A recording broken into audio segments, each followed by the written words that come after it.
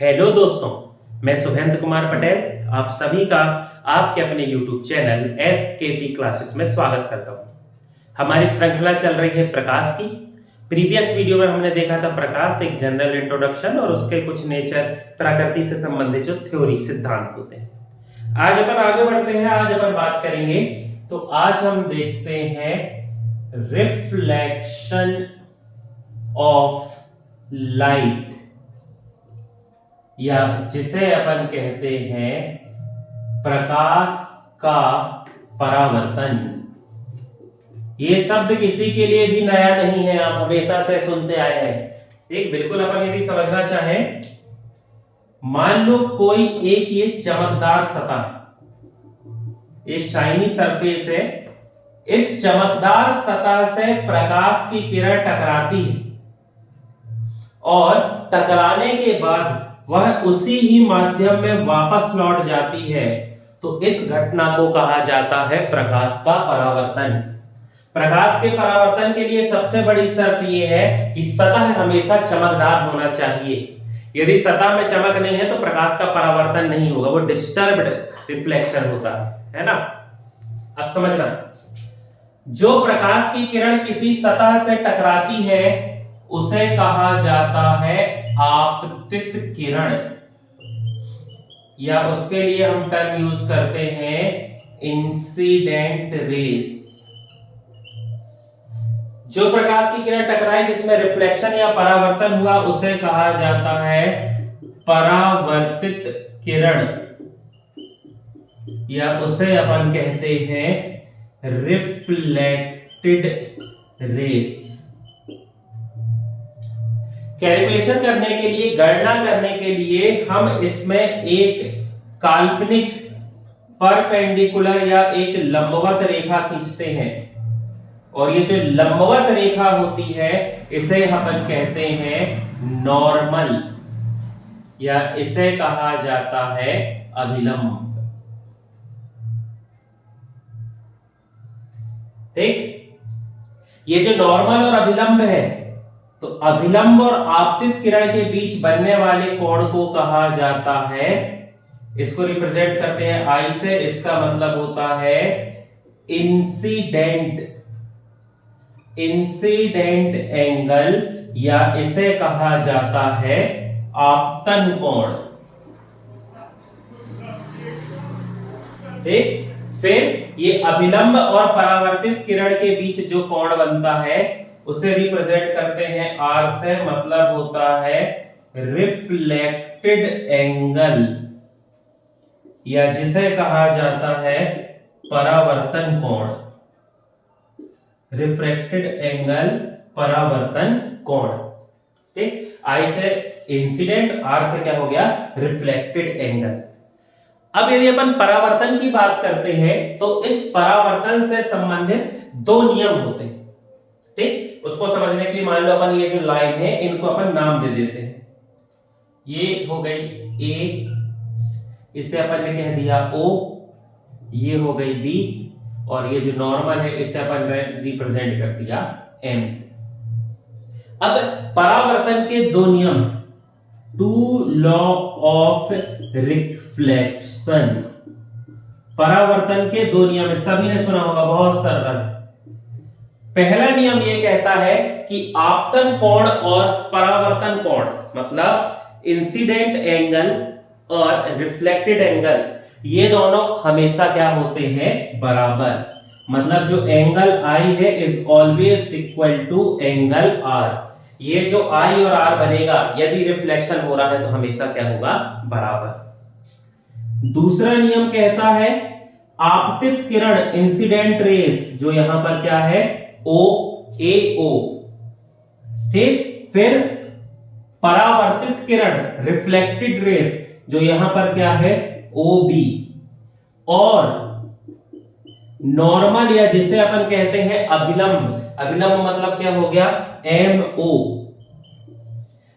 तीनों हमेशा, तीनों एक ही बिंदु या एक ही सतह पर होते, दोनों टर्म आप यूज कर सकते हैं, है ना। कभी कभी लिखा आता है कि वह एक ही सतह पर है और कभी कभी लिखा होता है कि एक ही बिंदु पर स्थित होते हैं। तो दोनों स्थिति सही होगी, बिंदु भी सही है और सतह भी। देख सकते हैं आप, ये हो गई आपतित किरण, ये परावर्तित किरण या विलंब, तीनों जो है यहां पर एक बिंदु पर आकर मिल रहे हैं, एक ही साथ रहेंगे। मान लो यहां से आपतित किरण जाती है इंसिडेंट रेस और ये यहां से रिफ्लेक्ट हो गई, तो उसके लिए ये अभिलंब या नॉर्मल काम नहीं आएगा, अलग से अभिलंब बनाएंगे। तो हमेशा ये क्या रहते हैं आपस में, जब भी बनेंगे एक ही बिंदु पर रहेंगे। या ये सरफेस है, ये सतह है जिससे ये चमक रहे हैं, तो इस सतह पर होते हैं। एक ही बात है, दोनों सही माने जाएंगे। तो दो नियम क्या हो गया, आपतन कोण हमेशा बराबर होगा परावर्तन कोण के, और आपतित किरण, परावर्तित किरण और अभिलंब हमेशा एक ही बिंदु पर या एक ही सतह पर होते हैं। ठीक, आसान है ये, आप हमेशा से पढ़ते आए होंगे, कोई दिक्कत नहीं। ठीक, सिंपल है, पर काफी समय स्कूल में बहुत पहले से पढ़ना चालू कर देते हैं। अब यहां पर परावर्तन का एक फैक्ट उसको याद रखें। यदि अपन परावर्तन की बात करें तो परावर्तन से जब लाइट में रिफ्लेक्शन या परावर्तन होगा तो इस परावर्तन से प्रकाश की आवृत्ति, आवृत्ति जिसे अपन क्या कहते हैं, फ्रीक्वेंसी, और तरंग दैर्घ्य जिसे अपन क्या कहते हैं, वेवलेंथ, में कोई परिवर्तन नहीं होता, में कोई परिवर्तन नहीं होता। ये पॉइंट याद रखेंगे आप, ये आपको ऑब्जेक्टिव देखने को मिलेगा कि परावर्तन के पास प्रकाश की आवृत्ति या तरंग दैर्घ्य में क्या परिवर्तन होता है। तो दोनों कंडीशन में आपका आंसर हो जाएगा कि कोई भी परिवर्तन नहीं होता है। ठीक है, आप देख सकते हैं यदि सूर्य का प्रकाश है, उस सूर्य के प्रकाश को अपन मिरर में टकराने के बाद आपको कोई आंख में मारे तो भी उतनी इंटेंसिटी होती है, अपन उसकी तरफ नहीं देख पाते हैं। उसकी जो तीव्रता होती है, जो उसकी इंटेंसिटी, वो उतनी ही होती है जितनी सूर्य में देखने पे लगता है। सूर्य के प्रकाश जो है वो आके किससे टकरा रहा है, मिरर से, दर्पण से, और फिर अपने पास आ रहा है, रिफ्लेक्शन हो रहा है, लेकिन उसकी इंटेंसिटी में कोई कमी नहीं है। मतलब उसकी जो आवृत्ति और तरंग दैर्घ्य है वो परावर्तन के पश्चात नहीं बदलती है। लेकिन जब अपन अपवर्तन की बात करेंगे, रिफ्रैक्शन, तो वहां पर ये चीजें बदल जाती हैं। ठीक, उसका जिक्र अपन आगे करेंगे, इस पॉइंट को याद रखेंगे। चलिए अब अपन आगे बढ़ते हैं। अब एक टर्म जो आपको बार बार यूज होगा, अपन पहले उसको समझने की कोशिश करते हैं। एक टर्म अपन यूज करते हैं जिसे कहते हैं इमेज, या इसे कहा जाता है प्रतिबिंब। सुना होगा ये कॉन्सेप्ट आपने हमेशा, इमेज या प्रतिबिंब। अब इसको थोड़ा सा समझ लो, है बहुत सिंपल, बस समझ लो फैक्ट के हिसाब से। प्रकाश की किरण, रेस ऑफ लाइट, प्रकाश की किरण परावर्तन, मतलब क्या हो गया, रिफ्लेक्शन, परावर्तन, या अपवर्तन, रिफ्रैक्शन। मिरर की भी बात करते चल रहे हैं अपन और लेंस की भी बात करते चल रहे हैं, इसलिए मैं दोनों टर्म यूज कर रहा हूं। क्या होता है आगे पढ़ेंगे, अभी समझते चलो। प्रकाश की किरण परावर्तन या अपवर्तन के पश्चात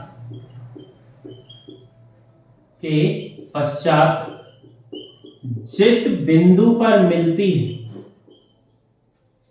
जिस बिंदु पर मिलती है या मिलती हुई प्रतीत होती है, उस स्थान पर निर्माण होता है प्रतिबिंब का। दो चीजें हैं, या तो प्रकाश की किरण में परावर्तन होगा, मतलब अपन किसकी बात करेंगे, मिरर की, मिरर के टाइप्स की, या प्रकाश की किरण में क्या होगा, अपवर्तन, रिफ्रैक्शन, मतलब अपन बात करें लेंस की। दोनों घटना हो जाए कोई दिक्कत नहीं। रिफ्लेक्शन के बाद जिस बिंदु पर प्रकाश की किरण मिलती है या मिलती हुई प्रतीत होती है, उस स्थान पर निर्माण होता है किसका? इमेज, या उसे अपन कहते हैं प्रतिबिंब। अब समझना कैसे। मान लो ये एक प्लेन मिरर, समतल दर्पण, सभी ने देखा होगा जो अपन घर में यूज करते हैं समतल दर्पण।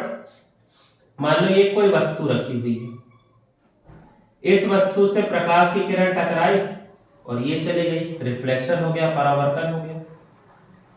फिर एक प्रकाश की किरण आई, इससे टकराई और ये चली गई, इसमें रिफ्लेक्शन हो गया। अब ये दोनों तो एक दूसरे से दूर हो रही है ना, तो ये दोनों तो कभी भी नहीं मिलेंगी, है ना। ये एक दूसरे से क्या होती जा रही है, जैसे जैसे दूरी बढ़ती जा रही है ये एक दूसरे से दूर होते जाएंगी, तो ये तो मिलेंगी नहीं। अब अपन क्या करते हैं, इसे काल्पनिक रूप से आगे की ओर बढ़ाते हैं। तो जब आगे की ओर बढ़ाते हैं तो एक बिंदु पर इसके मिलने का आभास होता है। इमेज कर रहे हैं अपन, इमेजिनरी अपन को क्या हो रहा है, एक बिंदु पर मिलने का आभास हो रहा है। जहां प्रकाश की किरण मिलती है वहां पर निर्माण होता है इमेज या प्रतिबिंब का। ठीक, प्रकाश की किरण जहां पर मिलती है या मिलती हुई प्रतीत होती है वहां किसका निर्माण होगा, इमेज या प्रतिबिंब का। अब यहां से एक पॉइंट याद रखो, प्रकाश की किरण वास्तव में नहीं मिल रही है, मिलने का आभास हो रहा है। और जब प्रकाश की किरण मिलने का आभास हो तो बनने वाला प्रतिबिंब होता है आभासी, जिसे अपन कहते हैं वर्चुअल इमेज, आभासी प्रतिबिंब। और आभासी प्रतिबिंब जब भी बनेगा तो ये हमेशा क्या होता है, सीधा होता है। आभासी प्रतिबिंब हमेशा होता है इरेक्ट, या उसे अपन कहते हैं हमेशा क्या होता है, सीधा। आप समतल दर्पण में, प्लेन मिरर में खुद को देखते हो, सीधे दिखाई देते हैं। थोड़ी बहुत चेंज होते हैं, वो जब प्लेन मिरर पढ़ेंगे उसमें पढ़ेंगे। ठीक, तो प्रकाश की किरण के मिलने का आभास हो रहा है, इसलिए प्रतिबिंब आभासी होगा। आभासी प्रतिबिंब हमेशा क्या होता है, सीधा होता है। और आभासी प्रतिबिंब का एक पॉइंट याद रखना वर्चुअल इमेज का, आभासी प्रतिबिंब को कभी भी पर्दे, या जिसे अपन कहते हैं स्क्रीन पर प्राप्त नहीं किया जा सकता है। ये बिल्कुल आप फैक्ट है, ये क्वेश्चन आते हैं इससे, है ना। ऐसा कौन सा प्रतिबिंब है जो पर्दे पर प्राप्त नहीं होता? आभासी प्रतिबिंब कभी भी पर्दे पर प्राप्त नहीं होता है। आपने देखा होगा, आप मूवी देखने जाते होंगे थिएटर में, ऐसी लाइट बीम आती है और जो पर्दा होता है सामने व्हाइट कलर का, वहां इमेज बन जाती है। मतलब वो क्या है, रियल इमेज है जो पर्दे पे, स्क्रीन पे मिल गई। लेकिन यदि वर्चुअल इमेज होगी तो ये कभी भी स्क्रीन या पर्दे में प्राप्त नहीं होती है। तो जब प्रकाश की किरण के मिलने का आभास होगा तो बनता है आभासी प्रतिबिंब, और आभासी प्रतिबिंब हमेशा कैसा होता है, हमेशा होता है सीधा। ठीक, चलिए इसी में आगे बढ़ते हैं। एक और कंडीशन जो लिखे हैं उसको समझने की कोशिश करते हैं। मान लो अपन ने ले लिया एक स्फेरिकल मिरर, गोलीय दर्पण। ये सब अभी अपन पूरा डिटेल में पढ़ रहे हैं, अभी मैं इमेज पढ़ा रहा हूं इसकी, है ना, बिल्कुल इसको समझते चलो। ये जो है ये है कॉनकेव मिरर, या इसे अपन क्या कहते हैं, अवतल दर्पण। ठीक, ये इसका प्रिंसिपल एक्सिस है, ये सब पढ़ेंगे, सब परिभाषा पढ़ेंगे। ये इसका पोल है, ध्रुव। ये मान लो प्रकाश की किरण आ रही है, ये प्रकाश की किरण आई, टकराने के बाद इसमें रिफ्लेक्शन हुआ और ये ऐसे सीधे निकल गई। फिर यहां से मान लो कोई प्रकाश की किरण आ रही है, ये प्रकाश की किरण आई, टकराई, रिफ्लेक्शन हुआ, और ये जो रिफ्लेक्शन के बाद ये सीधे चली गई। अब इस बिंदु पर प्रकाश की किरण मिल रही है, यहां आभास नहीं हो रहा, यहां साफ साफ दिख रहा है कि यहां पर प्रकाश की किरण मिल रही है। और जहां पर प्रकाश की किरण मिलती है वहां पर निर्माण होता है किसका, इमेज, या वहां पर निर्माण होता है प्रतिबिंब का। ठीक, प्रतिबिंब का निर्माण हो गया। अब प्रकाश की किरण यहाँ, ये देखो ये वाला ऐसा ही नहीं बना मिलेगा आपको, बुक में आप जब देखोगे ना तो ये नहीं बना होता है, लेकिन ये असल में यही होता है कि प्रकाश किरण आगे बढ़ती है। तो आपको कंफ्यूजन ना हो इसलिए मैं इसको मिटा देता हूं। यहां पर प्रकाश की किरण मिल गई मतलब यहां पर क्या बन जाएगा, इमेज। वास्तव में मिल रही है इसलिए बनने वाली इमेज क्या होगी, रियल होगी, या बनने वाली इमेज क्या होगी, वास्तविक। और वास्तविक प्रतिबिंब हमेशा कैसा होता है, इनवर्टेड, या ये हमेशा कैसा होता है, उल्टा होता है। ठीक, और यदि अपन बात करते हैं कि जहां पर भी रियल इमेज बनेगी, वास्तविक प्रतिबिंब, तो रियल इमेज को पर्दे या स्क्रीन पर प्राप्त किया जा सकता है, पर प्राप्त किया जा सकता है। ठीक, तो जो स्क्रीन में मिलेगा वो क्या रहेगी, रियल इमेज, वास्तविक प्रतिबिंब। तो जब प्रकाश की किरणें परावर्तन के पश्चात किसी बिंदु पर मिलती हैं या मिलती हुई प्रतीत होती हैं तो वहां पर निर्माण होता है प्रतिबिंब का। यदि प्रकाश की किरण वास्तव में मिलती है तो बनता है वास्तविक प्रतिबिंब, जो हमेशा उल्टा होता है और जिसे पर्दे या स्क्रीन पे प्राप्त किया जा सकता है। यदि प्रकाश की किरण वास्तव में नहीं मिलती है, उनके मिलने का आभास होता है, तो वो वहां पर बनता है आभासी या वर्चुअल इमेज। आभासी प्रतिबिंब हमेशा सीधा होता है, इरेक्ट होता है, और इसे स्क्रीन या पर्दे पर प्राप्त नहीं किया जा सकता है।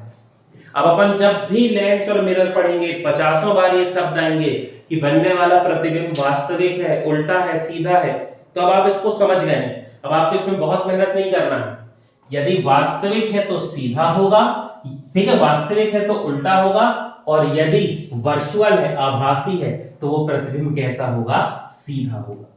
बिल्कुल भी इस पे आपको नोट लेने की जरूरत नहीं है, घबराने की जरूरत नहीं है, इस पॉइंट को बिल्कुल याद रखो। ठीक, चलिए अब यदि अपन परावर्तन की बात करें तो परावर्तन में जो चीज सबसे पहले अपन पढ़ते हैं वो होती है मिरर, या इसे अपन कहते हैं दर्पण। ठीक, मिरर या दर्पण तो सभी ने देखा है, किसी के लिए नया नहीं है कुछ ऐसा। ठीक, मान लो ये अपने पास एक कांच, ग्लास, कांच का टुकड़ा है। इससे जब अपन देख रहे हैं तो अपन को आर पार दिखाई दे रहा है जैसे कांच से दिखता है। अब आपको कहा जाए कि इस कांच को, इस ये जो ग्लास है, इस कांच को आप मिरर या दर्पण में बदल दीजिए, तो क्या करेंगे आप, अपन ने लिया इस कांच को जिससे आर पार दिख रहा था, ट्रांसपेरेंट थी जो, इस पे के पीछे अपन ने कोटिंग कर दी। अब ऐसा नहीं कि कुछ की भी कोटिंग कर दो, यहां पर इसके पीछे जो कोटिंग की जाती है, ये कोटिंग की जाती है किसकी, AgNO3, जिसे अपन कहते हैं सिल्वर नाइट्रेट। सिल्वर नाइट्रेट की कोटिंग कर दी जाती है, तो सिल्वर नाइट्रेट से टकराने के बाद प्रकाश की किरणें जो है उनमें रिफ्लेक्शन या परावर्तन होने लगता है। यहां पर आर पार जा रही थी प्रकाश की किरण, ट्रांसपेरेंट था वो, लाइट उसके पास थ्रू हो गई थी, लेकिन यहां पर लाइट पास नहीं होगी, ये सिल्वर नाइट्रेट से टकरा के रिफ्लेक्ट हो जाएगी, और रिफ्लेक्ट हो जाएगी, और यदि रिफ्लेक्ट हो गई मतलब उसमें इमेज बनेगी। तो ये जो मिरर है, ये जो ग्लास है, अब ये ग्लास नहीं है, ये क्या बन जाएगी, मिरर, या इसे अपन कहते हैं दर्पण। अब क्या होता है कि आप देखना, जो आप कभी कांच खरीदो तो उसके पीछे आपको ज्यादातर लाल या ऑरेंज ऐसा कलर देखने को मिलेगा। कोटिंग तो वो सिल्वर नाइट्रेट की करते हैं, पर सिल्वर नाइट्रेट क्या है, हाथ के संपर्क में आने पर बार बार निकलेगा, तो वो निकले ना, इसलिए उसके ऊपर एक गाढ़ी सी कोटिंग कर दी जाती है किसी और कलर की, जो सामान्यतः लाल होता है या ऑरेंज नारंगी होता है। ठीक है, तो सिल्वर नाइट्रेट AgNO3 की क्या की जाती है, कोटिंग। अब AgNO3 की कोटिंग करते हैं तो वो मिरर तो बहुत महंगे होते हैं, और आपने देखा होगा कि अपने आसपास जो मिरर है वो तो 5-5, 10-10 रुपए में इतने बड़े प्लास्टिक फ्रेम के साथ आ जाते हैं। तो ऐसा कैसे होता है समझना, तो कभी कभी क्या होता है, इस कांच को ग्लास बनाने के लिए इस कांच में एल्यूमिनियम की परत भी चढ़ा दी जाती है। एक लिक्विड एल्यूमिनियम जो है इसको पोत दिया जाता है, इसकी कोटिंग कर दी जाती है, तो भी ये जो ग्लास है ये किसकी तरह कार्य करने लगती है, दर्पण की तरह।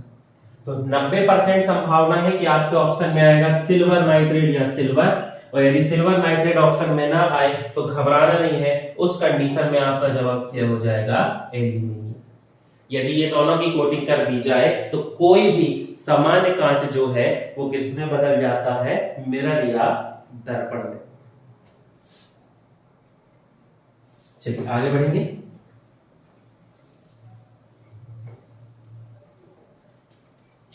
अब यदि अपन दर्पण की बात करें तो दर्पण के सामान्यतः दो प्रकार होते हैं। सामान्यतः नॉर्मल बोल रहा हूं मैं, दर्पण जो है ये दो प्रकार के होते हैं। पहला प्रकार होता है प्लेन मिरर, या जिसे अपन कहते हैं समतल दर्पण,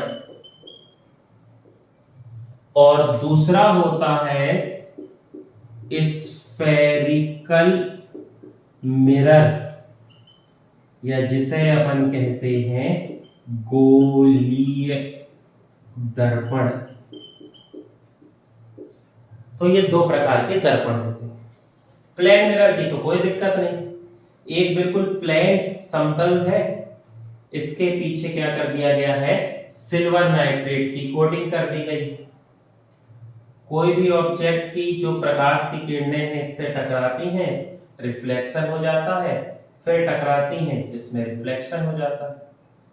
ठीक, ये सब अपन डिटेल में पढ़ेंगे, अभी मैं बहुत नॉर्मल बता रहा हूं। तो ये जो कंडीशन है, इस कंडीशन में जो बनता है इसे अपन कहते हैं प्लेन मिरर, या इसे अपन कहते हैं समतल दर्पण। अब यदि अपन बात करें स्फेरिकल मिरर की, समझना, मान लो ये एक अपने पास गोला है, ठीक, इस गोला को हमने दो भागों में बांट दिया, गोले को अपन ने तोड़ दिया और इसे हमने दो भागों में बांट दिया। अब कांच जो है वो दर्पण कब बनेगा, मिरर कब बनेगा, जब उसमें सिल्वर नाइट्रेट की कोटिंग कर दी जाए। तो एक में हमने बाहर की तरफ सिल्वर नाइट्रेट चढ़ा दिया और एक में हमने अंदर की तरफ सिल्वर नाइट्रेट चढ़ा दिया।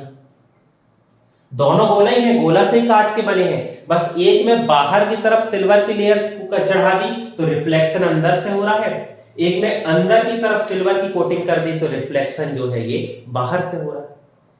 इस आधार पर, इसके बेस पर या इस आधार पर गोलीय दर्पण जो है ये दो प्रकार के होते हैं। गोलीय दर्पण दो प्रकार के होते हैं।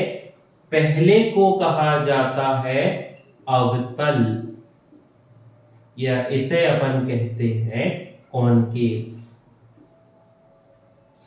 दूसरा कहलाता है उत्तल, या इसे अपन कहते हैं कॉन्वेक्स। लेंस के दर्पण के दो प्रकार नहीं है, दर्पण के दो प्रकार उत्तल और अवतल नहीं है, उसके दो प्रकार क्या होते हैं, समतल और गोलीय, और स्फेरिकल या गोलीय के दो प्रकार होते हैं अवतल और उत्तल। ऐसा दर्पण जिसकी बाहर की सतह पे कोटिंग कर दी गई है और अंदर से रिफ्लेक्शन हो रहा है उसे कहते हैं अवतल। ऐसा दर्पण जिसके अंदर की तरफ कोटिंग कर दी गई है और इसके बाहर से रिफ्लेक्शन हो रहा है इसे अपन कहते हैं उत्तल। सब अपन बहुत डिटेल में पढ़ेंगे, अभी मैं सिर्फ नॉर्मल आपको इंट्रोड्यूस कर रहा हूं। यदि अपन अवतल दर्पण की बात करें तो अवतल दर्पण से टकराने वाली प्रकाश की किरणें रिफ्लेक्शन या परावर्तन के पश्चात एक बिंदु पर मिल जाती हैं। अब यदि अपन बात करते हैं उत्तल दर्पण की, तो जब उत्तल दर्पण से प्रकाश की किरणें टकराती हैं तो टकराने के बाद ये फैल जाती हैं, फर्क देखो, ये प्रकाश की किरण को एक जगह पर मिला दिया और इसने प्रकाश की किरण को क्या कर दिया, फैला दिया। अवतल दर्पण प्रकाश की किरण को एक जगह केंद्रित कर देता है, इसीलिए इसे कहा जाता है अभिसारी दर्पण। इसीलिए इसे कहते हैं कन्वर्जिंग मिरर या इसे कहते हैं अभिसारी दर्पण। जितनी भी इससे प्रकाश की किरण टकराएंगी ये सभी प्रकाश की किरणों को एक बिंदु पर केंद्रित कर देगा, यहां पर इसको लाके मिला देगा, इसलिए इसे क्या कहते हैं, अभिसारी। और उत्तल दर्पण से कितनी भी प्रकाश की किरण टकराएं ये इससे टकरा कर क्या होंगी, फैल जाएंगी। ये प्रकाश की किरण को फैला देता है, इसीलिए इसे कहा जाता है अपसारी या इसे कहा जाता है डाइवर्जिंग मिरर। इसे अपन क्या कहते हैं, अपसारी दर्पण। तो अपसारी दर्पण कौन सा हो जाएगा, उत्तल दर्पण, और अभिसारी कौन सा हो जाएगा, अवतल दर्पण। तो यहां पर अपन ने प्रकार देख लिए किसके, दर्पण के। अपन पहले प्रेल मिरर क्या है इसको पूरा डिटेल में पढ़ेंगे, फिर उसके बाद कॉनकेव पढ़ेंगे, कॉन्वेक्स पढ़ेंगे, सबको अपन डिटेल में पढ़ेंगे। आज की वीडियो में इतना ही। आपको कोई भी वीडियो से संबंधित जानकारी चाहिए, कोई भी सुझाव देना है तो आप कमेंट बॉक्स में दे सकते हैं। हमारे चैनल से संबंधित जानकारी के लिए चैनल से जुड़े रहें। बहुत बहुत धन्यवाद।